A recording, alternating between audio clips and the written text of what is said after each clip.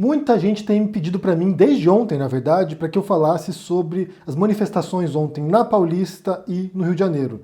Que ontem a gente teve, obviamente, como a gente tem tido aqui quase todos os domingos, bolsonaristas indo para as ruas, desafiando a pandemia, desafiando o coronavírus, se expondo ao risco da morte também, e vão lá adular o presidente, vão na frente do Palácio do Planalto, o Bolsonaro saúda seus apoiadores, muitos deles com cartazes a favor de intervenção militar, novo AI-5, ditadura, fechamento de Congresso e de Supremo, ou seja, já é uma rotina do final de semana. Mas, algumas semanas atrás, o que a gente viu foi um grupo da torcida organizada da Gaviões da Fiel, do Corinthians, que foi para as ruas no domingo também, se mobilizaram em prol da democracia, e agora, nesse final de semana, no domingo passado agora, ontem, a gente viu uma reunião de diferentes grupos de torcidas organizadas diferentes, da Gaviões, do São Paulo, do Santos e do Palmeiras, que se reuniram, deixaram de lado suas diferenças e foram para a Paulista em prol da democracia, em defesa da democracia. Então você viu um belo movimento inicialmente, foram milhares de pessoas, até onde a gente saiba, ontem lá, e depois de algumas horas de manifestação, você tinha os dois grupos lá, bolsonaristas de um lado e os defensores de democracia do outro lado, se iniciou um conflito ali entre manifestantes e a polícia dispersou o pessoal com bombas de efeito moral, com gás lacrimogênio, e foi uma cena que a gente não gostaria de ter visto. O que eu quero fazer com vocês aqui, por um lado, é unificar as pontas aqui, né? Falar um pouco sobre esse protesto de ontem, a minha leitura, na verdade, desses protestos, dessas manifestações, unir isso, as manifestações nos Estados Unidos agora, que estão se espalhando, são mais de 50 cidades agora nos Estados Unidos com protestos. Mas antes disso, antes de fazer minha leitura, eu convidei aqui para falar sobre os aspectos legais dessas manifestações. Eu convidei o Dead Consense, que é um canal extraordinário, é um dos melhores canais atualmente de análise política no Brasil e de questões jurídicas. Então vamos ouvir o Dead Consense aqui falando. Fala, Henry, como é que você tá? Suave? Valeu pelo convite de falar aqui pra sua galera. Se você não me conhece e tá meio confuso do porquê tem um cara de terno com a máscara do Deadpool falando de direito, cola no meu canal que eu explico, demorou? Seguinte, cara, sobre essa situação toda, eu acho importante começar falando que eu entendo a motivação das manifestações, tanto aquelas dos Estados Unidos quanto essas do Brasil. Achei cabulosa a união das torcidas, caiu até uma lágrima aqui, mas respeitar e entender não significa que eu concorde com a aglomeração nesse momento de quarentena. Eu sei, eu tô ligado que os caras pesaram o perigo da pandemia versus o crescimento do fascismo, já soltando as asinhas do nazismo, e nesse balanço falou mais alto a indignação contra a ameaça democrática. Eu tô ligado nisso, e daí vem o meu respeito. E como eu sei que agora que jogou a pedra os caras não vão parar, eu sugiro uma pausa para respirar e pensar no que aconteceu e o que fazer para não repetir algum BO ou outro que deu ali. Por quê? Porque a coisa mudou. Hoje a gente vive numa guerra de narrativa muito mais intensa do que antes. Qualquer vacilo vai servir para os caras multiplicar isso vezes 100, generalizar, taxar de desordem, de instalação do caos e tal. E manos, abre a sua mente e pensa com o tio Dead aqui. Isso é tudo que eles precisam para legitimar um golpe. Essa tal de desordem que o Eduardo Bolsonaro tá tuitando não é uma palavra solta. Ela é um requisito do artigo 142 para justificar a tão desejada intervenção militar. Em outras palavras, eles estão sentados no jipe e a gente tá com a chave na mão. Ou a gente entrega a chave na mão deles, ou a gente joga longe. O que você quer fazer? Beleza, então se eu der a desordem, eu tô dando a chave ou o requisito que eles querem, certo? E como eu faço para jogar a chave longe?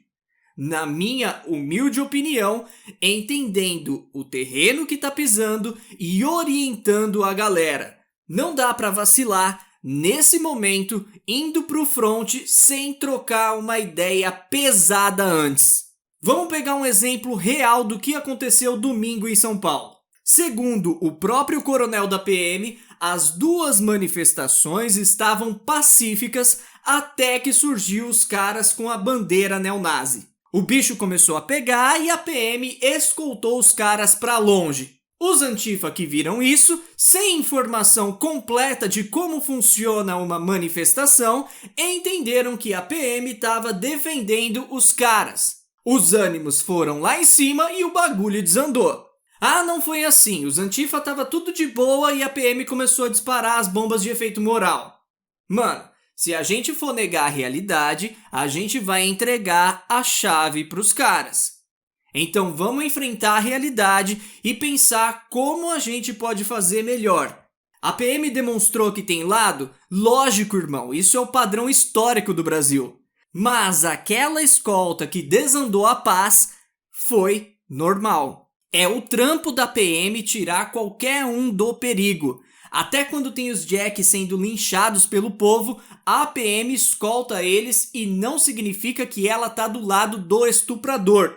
Então se liga, a falta dessa informação do trampo da PM jogou mais gasolina na parada, a coisa deu uma desandada, a gente precisa assumir isso, e essa desandada serviu pro fascista falar: ah, olha lá, a gente tá de boa aqui atrás da PM e os caras estão lá botando fogo na rua. E o povão, meu irmão, que nem sabe o que é fascismo, então não tá nem aí pra aquela bandeira da Ucrânia, só vai entender que o grupo de amarelo tava quieto e o de preto estava tretando com a polícia. Olha o que a falta de uma informação simples gerou. Então você sabe que o terreno não é favorável? Sabe. Por quê? Por várias razões. Uma das razões é que a PM tá de olho e, historicamente, ela mostra que tem lado. E um confronto com a PM mexe negativamente com a opinião pública do cara que a gente quer chamar para o nosso lado. A gente vai mudar toda essa cultura punitivista domingo que vem?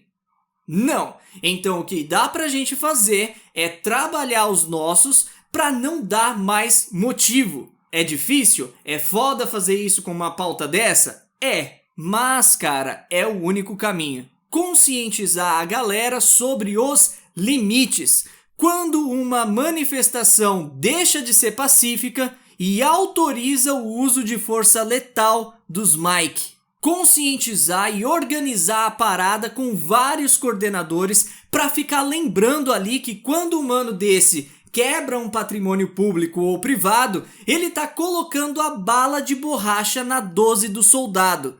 Ele tá tirando o pino da granada de efeito moral. Essa manifestação deixa de ser aquela pacífica protegida pelo artigo 5º da Constituição e vira aquela que autoriza a PM a dispersar. E por mais que a motivação desse cara que tá indignado ali tá certa, o povão que teria que ser atraído pela pauta acaba se afastando. Mas isso é só a minha opinião. Quer fazer manifestação a essa altura do campeonato? Então bora turbinar a conscientização, organização e vamos ter a humildade de reconhecer onde a gente errou sem negar os fatos para não errar de novo. Demorou? Valeu pelo espaço, Henry, meu queridão. Beijo, beijo, beijo. Muito obrigado, Ded, por suas considerações. Eu acho que vai enriquecer bastante a nossa interpretação desse momento e das consequências também desses atos. E agora eu quero falar sobre o que eu penso sobre isso, né? Porque eu já falei em várias circunstâncias, eu falei recentemente sobre a minha leitura desses cenários, sobre os Estados Unidos principalmente, né? Que você viu agora nesses últimos dias várias manifestações que se iniciaram em Minneapolis por causa do homicídio pela polícia do George Floyd, que foi assassinado publicamente, as pessoas gravando, assistindo, e isso deflagrou, isso foi o estopim para várias manifestações, e o que veio à tona agora foi uma tremenda carga de injustiças históricas que, nesses momentos, sabe, transbordam. Então as pessoas ficam indignadas, elas vão para as ruas, se manifestam, em algumas circunstâncias, não todas na verdade, bem poucos casos na verdade, entram em conflito com a polícia e isso acaba, de acordo com as palavras de manifestantes desses grupos nos Estados Unidos, do Black Lives Matter, por exemplo, acaba contaminando os protestos pacíficos, em sua maioria, dessas pessoas. É importante ressaltar aqui que o Black Lives Matter, que é Vidas Negras Importam, ele é um movimento que parte do princípio de não violência. São manifestantes pacíficos. Eu vi muitos vídeos mesmo, de pessoas desses grupos protestando e outros infiltrados lá, em sua maioria brancos, iniciando depredação, iniciando saques, pichando, e manifestantes negros evitando que eles fizessem isso. Porque, de fato, eles sabem, e eu vi um manifestante falando sobre isso, que de fato, nessas circunstâncias, quando os brancos vão lá, muitos participam de maneira legítima também, contribuindo para o protesto de maneira pacífica. Mas quando brancos se infiltram e causam destruição, quem vai pagar o preço disso, quem vai pagar a consequência disso, serão os negros. E esse é o aspecto central, na verdade, de toda a proposta por detrás dos movimentos pacíficos, de movimentos não violentos. Eu quero ler aqui um trecho de um artigo escrito pelo Martin Luther King Jr. O Martin Luther King Jr., para mim, é uma grande inspiração, e ele, por um lado, se inspirou no movimento de resistência pacífica do Gandhi, que, por sua vez, se inspirou no autor, no filósofo norte-americano, o Henry David Thoreau, que escreveu um texto que se chama Sobre a Desobediência Civil. Então, você tem uma tradição, você tem uma linhagem aqui de ativistas e de pensadores que concebem a resistência pacífica, que concebem os protestos não violentos como um modo, e aqui eu vou citar, na verdade, o Martin Luther King porque ele fala melhor do que eu. Uma coisa que você observa quando você ouve os discursos do Martin Luther King ou quando você lê os textos dele é, sabe, o cuidado que ele tem com a palavra e com a expressão literária quase dos discursos dele. Então eu traduzi um trechinho aqui. O texto se chama The Power of Nonviolence, que é o poder da não violência. Ele explica que quando ele começou a propor para os movimentos negros, para os ativistas negros nos Estados Unidos, isso nos anos 50 e 60, quando ele começou a propor o método da não violência, muita gente não entendia o que ele fazia, porque achava que era aceitar as condições como elas eram e simplesmente cruzar os braços. E ele diz o seguinte: nós tínhamos que deixar claro que a resistência não violenta não é um método covarde, é resistência. Não é um método de passividade estagnada e de complacência anestesiada. Quem pratica a resistência não violenta opõe-se ao mal que enfrenta tanto quanto aquele que resiste de maneira violenta, mas ele resiste sem violência. Esse método é não agressivo fisicamente, mas é muito agressivo espiritualmente. E mais adiante ele explica que, na verdade, a intenção da resistência pacífica, a intenção da resistência não violenta, não é de derrotar o outro lado. A intenção dele não era derrotar os brancos, não era mostrar que eles eram superiores aos brancos, que eles haviam derrotado nessa guerra. Ele fala o seguinte: então tivemos de deixar claro também que quem pratica a resistência não violenta visa atacar o sistema maligno em vez de indivíduos que foram aprisionados pelo sistema. Essa é a compreensão de que quem é racista, geralmente, na verdade, nasce num sistema racista. Essa pessoa cresceu no lar racista, frequentou uma escola com amigos racistas, frequentou uma comunidade racista, e ele perpetua sistemas de opressão, sistemas de discriminação do outro, que não foi ele que inventou. Ele está reproduzindo, ele foi ensinado a ser racista. Aqui a gente entra em outro exemplo também de resistência não violenta, que foi o Nelson Mandela, que dizia o seguinte, que as pessoas aprendem a odiar as outras, elas não nascem odiando umas às outras. Então você tem um sistema que cria esse tipo de opressão, que cria esse tipo de discriminação, que reproduz isso sistematicamente durante muito tempo, muitas décadas, séculos ou milênios. Então as pessoas não nascem preconceituosas, elas são criadas em sistemas preconceituosos. Então a intenção do Martin Luther King Jr. era enfrentar um sistema racista, e não as pessoas racistas, porque elas poderiam ser ensinadas de que elas foram criadas no sistema racista. E essa é a lógica da resistência não violenta. E aqui o Martin Luther King Jr. também fala isso de maneira explícita, que a intenção não é vencer o seu inimigo, mas é transformar essa pessoa em seu aliado.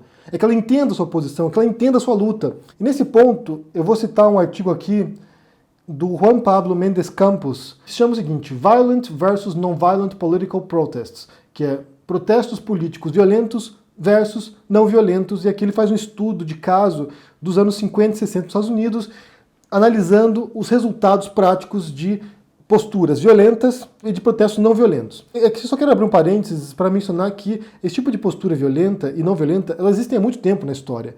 Por exemplo, movimentos anarquistas no século XIX utilizavam de terrorismo, utilizavam de atos terroristas para avançar sua agenda política.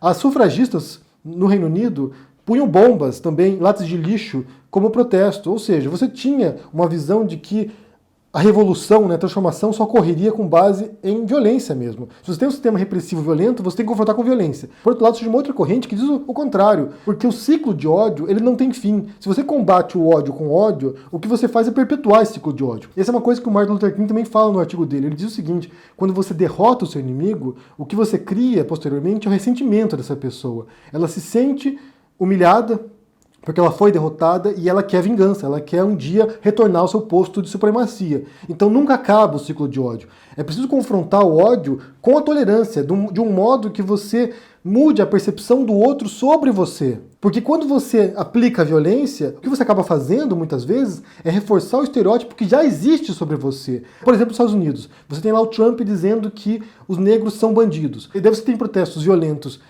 E quem olha de fora acaba tendo a visão de que de fato são bandidos. Eles estão queimando tudo, eles estão quebrando tudo, eles estão roubando lojas. Então, mencionando esse artigo aqui do Juan Pablo, o que ele fala analisando protestos pacíficos e violentos nos anos 50 e 60 nos Estados Unidos, ele constata, ele conclui, na verdade, protestos violentos tiveram retrocesso em termos de políticas públicas. Uma coisa que é importante observar nesse artigo do Juan Pablo é que ele diz o seguinte: ele está analisando um cenário específico, anos 50 e 60 nos Estados Unidos, que o estudo dele não pode ser extrapolado para outros cenários, por exemplo. Não pode ser extrapolado para o Irã, por exemplo, ou para a China, ou para Hong Kong, ou para outros países. Então, ele está fazendo um estudo de caso, né? Ele está estudando movimentos pacíficos e violentos nos Estados Unidos, anos 50 e 60. E esse é um outro detalhe complicador também, né? Porque o modo como os americanos hoje, negros, vão se comportar diante da brutalidade policial, talvez seja diferente do modo como se comportavam nos anos 50 e 60. Talvez seja pior a situação hoje, talvez seja melhor do que era naquela época.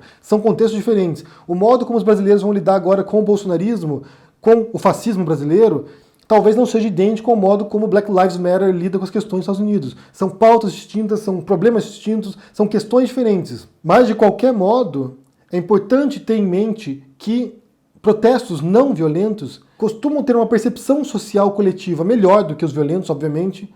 Porque imagina o seguinte: você aí não é ativista, você não é uma pessoa politizada, você está assistindo televisão, vendo Rede Globo e aparece uma notícia de uma manifestação pacífica, na qual não houve nenhum tipo de incidente, com milhões de pessoas nas ruas, e você assiste aquilo ali e você observa a notícia. Talvez você que não é politizado veja a manifestação, entenda a pauta deles e sinta até vontade de participar de uma próxima manifestação. Foram milhões de pessoas lá e não teve nenhum incidente. Eu vou participar também, porque é uma pauta justa, é uma luta justa, também quero participar disso. E esse é um ponto também que o Martin Luther King martela no artigo dele, que é uma luta pela justiça. Você não pode combater a injustiça com mais injustiça. Você tem que combater a injustiça com um desejo pela justiça. Agora, por exemplo, você, essa mesma pessoa, assistindo o Jornal Nacional e aparece o quebra-quebra. Aparece pessoas pondo fogo em carros, em ônibus, quebrando vidraças, roubando lojas.